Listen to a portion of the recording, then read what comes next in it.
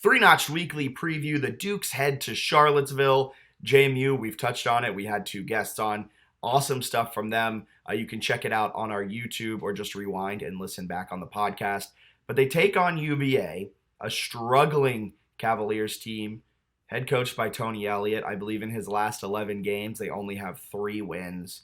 It's a team that lacks an offensive line, but it boasts one of the best defensive lines in the ACC. But they may be without their quarterback transfer from Monmouth, Tony Muskett, and they may be starting a freshman in Calandria. What do the Dukes have to do to win, and what can JMU fans expect this Saturday at Scott Stadium? I think the obvious thing, right, is the emotion there for Virginia. It's the first home game since the tragic shooting killed 3 players on their roster. So there's going to be a ton of emotion there, I think, on both sides where people understand sort of the significance of just the fact that the game is happening. So there's going to be a lot of emotion. Managing that for both sides is going to be critical. And for JMU, it kind of comes down to the trenches. If you can hold your own, the offensive line for JMU against UVA's great D-line, I think you've got a tremendous chance. In defensively, I think the defensive line for JMU should be kind of licking its chops going up against a UVA offensive line that's been out of sorts for now, at least over a season. D-line depth is something I do want to touch on, and you brought up the defensive line for JMU, so I want to dive into the depth.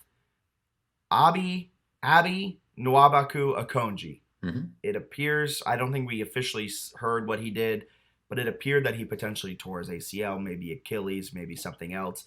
But it didn't look like a good injury when he went down. Wasn't really locked into a block by any means and kind of just flailed to the ground. That tells me it's something in his leg, something that is season ending. And this is his last year at JMU. This is his last year of eligibility. I don't believe he'll be able to get another year. He might be able to get like an injury waiver, but I don't even know if that's like on the I think he's already a 6th year. Sometimes they give you like medical exceptions, but probably at 6 it might be it. Yeah. So that may be it for his JMU career. Solomon Van, we'll get to that. Those injuries, never mind. We'll get to those injuries later. But the defensive line now, Kamara already was starting on both, or was already on the 2 deep on both defensive ends. And now you have Jamari Chroma, who is a starting defensive tackle, listed as the backup to Kamara, where Abby was for one of the defensive end spots. So, like, a lot of the starters are also backups at other spots. So I want to get your take on the defensive line depth right now, because it is a strong point.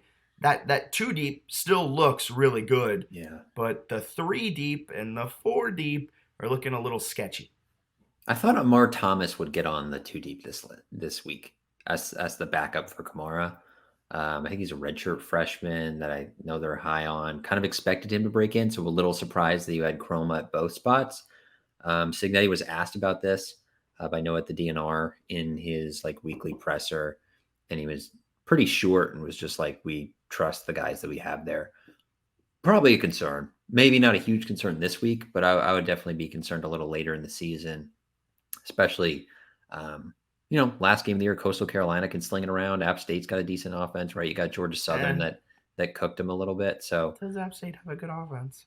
I think they can move the ball. I worry about their defense, but we'll see. It's, in November, they might have a terrible offense. But I watched them against Gardner Webb. So it's their offense looks good against Gardner Webb with the backup quarterback in. Kind of like JMU. But no, I'm a little concerned about it. Are you worried about it?